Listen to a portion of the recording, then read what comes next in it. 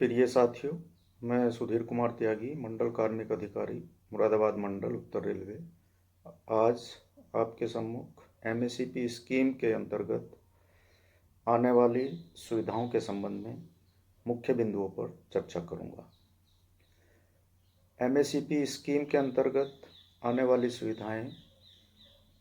3 financial upgradations हैं। किसी भी ऐसे कर्मचारी को जिसके लिए प्रमोशन के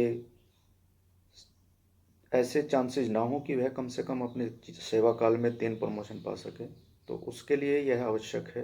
कि वो कम से कम 3 फाइनेंशियल अपग्रेडेशन अपने जीवन सेवा काल में पा सके। इसके अंतर्गत सभी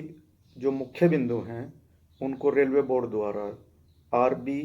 16/2020 के अंतर्गत जारी किया गया है, जिसका विषय है consolidated guidelines on MSCP scheme. तो यदि आप विस्तृत जानकारी प्राप्त करना चाहते हैं तो मैं निवेदन करूंगा कि आप सभी RB 16/2020 को एक बार ध्यान से पढ़ें, तो आपकी सभी समस्याओं का समाधान एक ही जगह इस RB के अंतर्गत मिल जाएगा। अब मुख्य विषय पर आते हैं कि एमएससीपी स्कीम कब से लागू हुई। तो जहाँ तक प्रश्न है, एमएससीपी स्कीम से पूर्व एक एसीपी स्कीम थी, जिसमें सेवाकाल के दौरान कर्मचारी को केवल 2 बार ही फाइनेंशियल अपग्रेडेशन प्राप्त होता था। छठे वेतन आयोग की अनुशंसा के अनुसार एमएससीपी स्कीम को और उन्नयन किया गया एवं इसमें फाइनेंशियल अपग्रेडेशन की संख्या को 2 से बढ़ाकर 3 कर दिया गया। अब 3 बार जो फाइनेंशियल अपग्रेडेशन मिलेगा वह किस प्रकार मिलेगा, उसके बारे में निर्धारित किया गया है कि किसी भी कर्मचारी को उसके सेवाकाल के दौरान सेवा से नियुक्ति से 10 वर्ष की लगातार सेवा के उपरांत प्रथम फाइनेंशियल अपग्रेडेशन प्रदान किया जाएगा, 20 साल की सेवा के उपरांत दूसरा और 30 साल की सेवा के उपरांत फिर तीसरा फाइनेंशियल अपग्रेडेशन प्रदान किया जाएगा। अब प्रश्न उठता है कि यह फाइनेंशियल अपग्रेडेशन किस प्रकार से प्रदान किया जाएगा। तो इस प्रक्रिया के अंतर्गत सर्वप्रथम हम एक स्क्रीनिंग कमेटी नॉमिनेट कराते हैं। जो भी संबंधित डीलर होगा वह अपने उस काडर के लिए संबंधित विभाग से एक स्क्रीनिंग कमेटी नॉमिनेट कराएगा। स्क्रीनिंग कमेटी में एक सीनियर स्केल ऑफिसर संबंधित विभाग से एवं एक सीनियर स्केल ऑफिसर कार्मिक विभाग से तथा संबंधित विभाग का जो विभागाध्यक्ष होगा जे ग्रेड ऑफिसर, वह इस कमेटी का चेयरमैन होगा और दोनों मेंबर चेयरमैन अपनी अनुशंसा को आगे बढ़ाते हुए एसएजी ऑफिसर के सम्मुख उस प्रोसीडिंग्स को प्रस्तुत करेंगे जो प्रोसीडिंग्स फाइनेंशियल अपग्रेडेशन देने के लिए बनाई गई थी, और एसएजी ऑफिसर का अनुमोदन प्राप्त करने के उपरांत ही नोटिफिकेशन जारी किया जाएगा। अब प्रश्न उठता है कि प्रोसीडिंग्स बनाते समय संबंधित डीलिंग क्लर्क को किन किन विषयों पर स्पेसिफिक ध्यान देने की जरूरत है। तो इसके लिए यह निश्चित किया गया है कि स्क्रीनिंग कमेटी वर्ष में 2 बार एमएससीपी का लाभ प्रदान करने हेतु बैठे, जिसके लिए अप्रैल से सितंबर तक के जो केस मैच्योर होंगे उनके लिए जनवरी के फर्स्ट वीक में, और जो अक्टूबर से मार्च के बीच वाले केस होंगे उनके लिए जुलाई के फर्स्ट वीक में। यानी कि वर्ष में 2 बार एमएससीपी स्कीम के लिए कार्यवाही की जाएगी, ताकि हर समय इसी विषय के ऊपर ध्यान केंद्रित न होकर एक निश्चित समय अवधि में सभी एलिजिबल कर्मचारियों को एमएससीपी का लाभ प्रदान किया जा सके। एमएससीपी का लाभ देते समय जैसे कि हम नॉर्मल प्रमोशन के दौरान ध्यान रखते हैं,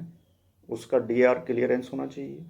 पनिशमेंट के अंतर्गत वह ना चल रहा हो, कोई ऐसा पनिशमेंट ना हो जो प्रभावी हो, अर्थात वह किसी भी दंड आदि से मुक्त हो और कोई भी चार्जशीट वगैरह उसके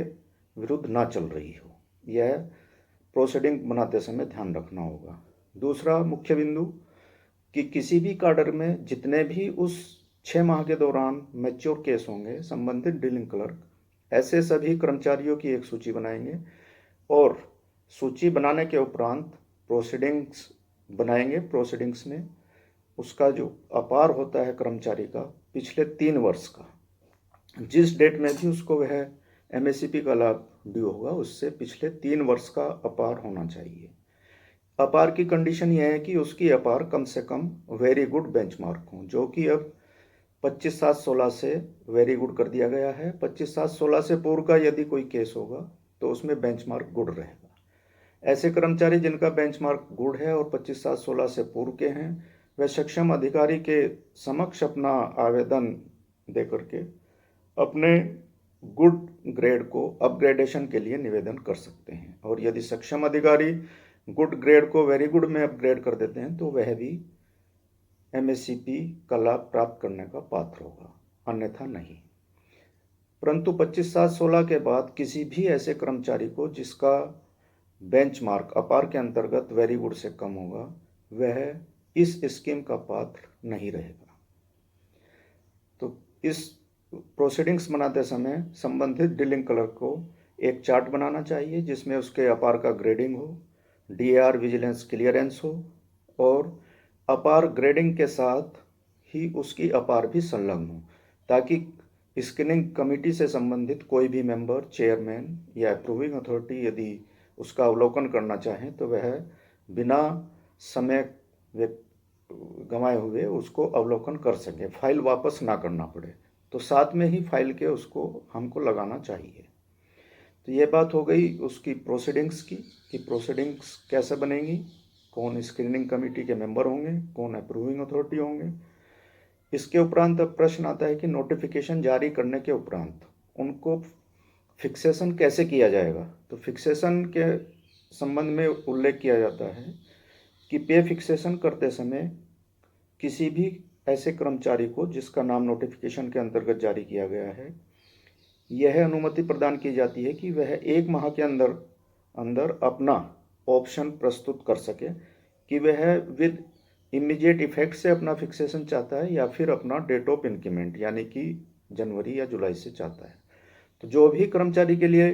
बेनिफिशियल होगा उसी के अनुसार वह अपना ऑप्शन दे सकता है, उसका फिक्सेशन कर दिया जाएगा। फिक्सेशन करते समय नॉर्मल फिक्सेशन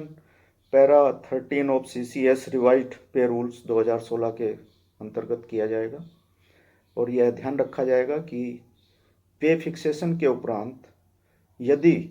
कोई कर्मचारी, सीनियर कर्मचारी यह आवेदन करता है कि उससे सीनियर कर्मचारी का पे ज़्यादा हो गया है,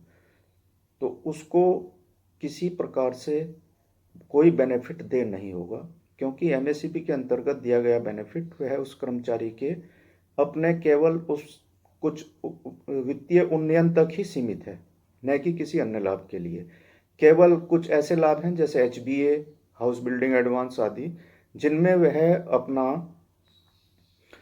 जो उसके लास्ट बेसिक पे जो भी चल रहा होगा उस समय फिक्सेशन के समय, उनके अनुसार उसको वह सुविधाएं प्राप्त होंगी, HBA एवं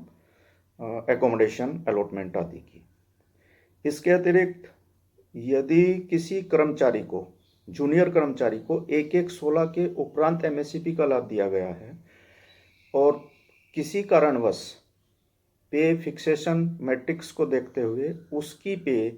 किसी उसी काडर के ऐसे कर्मचारी से ज़्यादा हो जाती है जो कि उससे सीनियर है और उससे के सीनियर का 1/1/16 से पूर्व में एमएससीपी का लाभ दिया गया था, तो ऐसे मामलों में अपग्रेडेशन के अंतर्गत दिए गए लाभ को देखते हुए भी सीनियर कर्मचारी की पे जूनियर कर्मचारी की पे के बराबर कर दी जाएगी।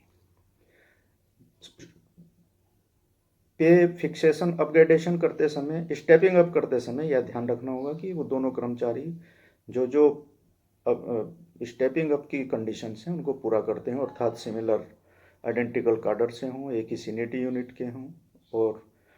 सीनियर कर्मचारी को उससे पूर्व में ही एमएससीपी का लाभ दिया गया हो। यह इसका प्रक्रिया हुई फिक्सेशन तक की। अब उसके उपरांत एक एग्जाम्पल मैं देना चाहूँगा कि रेगुलर सेवा 10 वर्ष की होनी चाहिए, एक रिक्रूटमेंट के बाद या फिर जो उसने प्रमोशन अर्न किया है उसके बाद। तो उस 10 साल को काउंट करने के लिए हम केवल 10, 20, 30 जब भी काउंट करेंगे उसकी रेगुलर सेवा को ही काउंट करेंगे। रेगुलर सेवा मतलब किसी भी प्रकार की छुट्टी जो स्वीकृत की गई हो, किसी भी प्रकार का डेपुटेशन, फॉरेन सर्विस आदि को सम्मिलित किया जाएगा। इसके अतिरिक्त कोई भी अनुपस्थिति ऐसी जो कि स्वीकृत ना की गई हो, रेगुलर सेवा के अंतर्गत नहीं आएगी, उसको माइनस कर दिया जाएगा।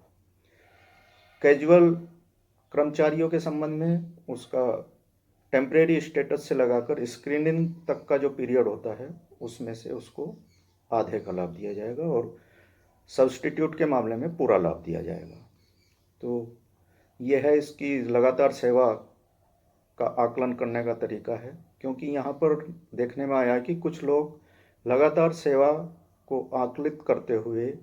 गलतियाँ कर जाते हैं। वह एब्सेंट पीरियड को भी LWP मानकर उसमें काउंट कर लेते हैं और ऐसे मामलों में फिर सेवानिवृत्ति के समय काफ़ी परेशानी का सामना करना पड़ता है, जो कि कर्मचारी के हित में भी नहीं है और प्रशासन के हित में भी नहीं है। अब इसी विषय के ऊपर सबसे एग्जाम्पल के तौर पर मैं एक एग्जाम्पल देना चाहूँगा कि मेरे देखने में आया खुद अपना प्रैक्टिकली यहाँ मुरादाबाद मंडल में, एक ट्रैकमैन जो 1800 ग्रेड पे में भर्ती हुआ उसको 1900 ग्रेड पे पहला MSCP का बेनिफिट दिया गया, दूसरा 2000 का दिया गया और इसके उपरांत जब उसका प्रमोशन का टर्न आया तो संबंधित क्लर्क द्वारा उसको ग्रेड पे 2400 में ही प्रमोशन के लिए फाइल को प्रोसेस किया गया, जबकि वहाँ पर ग्रेड पे 1900 में उसको प्रमोशन के लिए प्रोसेस करना चाहिए था, क्योंकि 1900 ग्रेड पे में उसको केवल MSCP का लाभ मिला है, न कि कोई प्रमोशन का लाभ। तो ग्रेड पे 1900 में फिक्सेशन के बाद ही उसका नंबर 2400 ग्रेड पे के लिए आता है। तो ऐसी असावधानी को दूर रखने के लिए इन सब चीज़ों के ऊपर संबंधित लिपिक जो भी काडर क्लर्क है उसको ध्यान देना चाहिए कि ऐसी गलतियां ना हों। कुल सेवा काल के दौरान अगर कोई अनुपस्थिति पीरियड है तो उसको उसमें से उसकी सेवा में से माइनस करना चाहिए। इसके अलावा यदि कोई कर्मचारी ऐसा है कि जिसका 8 साल बाद प्रमोशन हो जाता है और 8 साल के बाद फिर उसका एक प्रमोशन हुआ, फर्स्ट सेकंड MSCP की फर्स्ट जो उसका लाभ होगा वो किस समय दिया जाएगा, फर्स्ट प्रमोशन सेकंड MSCP हो गई तो वह उसको 18 साल के उपरांत ही दे होगा। इसी प्रकार से यदि कोई कर्मचारी DAR के अंतर्गत पनिशमेंट के अंतर्गत है तो वह उसको उस समय ना दे करके उसका पीरियड डेफर कर दिया जाएगा और जब वह पीरियड उसका पनिशमेंट का समाप्त हो जाएगा उसके उपरांत ही उसको MSCP के लिए कंसिडर किया जाएगा। तो यदि हम सब प्रोसेस करते समय इन सब चीज़ों का ध्यान रखेंगे तो हमसे गलतियों की संभावना कम होंगी। और इसी क्रम में रेलवे बोर्ड द्वारा स्टेशन मास्टर का जो अपग्रेडेशन किया गया है, स्टेशन मास्टर को किस प्रकार MSCP दिया जाना है उसके संबंध में भी RB नंबर 26/2020 जारी किया गया है, जिसमें स्टेशन मास्टर को अपग्रेडेशन के उपरांत अर्थात कब से उसको MSCP का लाभ दिया जाना है यह बताया गया कि यह 16/2/18 से तय होगा स्टेशन मास्टर के मामले में। केवल अन्य सभी कर्मचारियों को MSCP का लाभ प्रदान करते समय हमें RB नंबर 16/2020 को अवश्य ध्यान में रखना चाहिए, क्योंकि ये कंसोलिडेटेड गाइडलाइंस हैं और इनको अप्लाई करने के उपरांत गलती की कोई भी संभावना नहीं रहेगी। इसी के साथ साथियों मैं आप सबका आभारी हूँ, आपका धन्यवाद अदा करता हूँ, नमस्कार करता हूँ आपको पुनः कि अवश्य ही आपके लिए ये बिंदु कुछ हद तक गलतियाँ कम करने में सहायक होंगे। धन्यवाद, नमस्कार।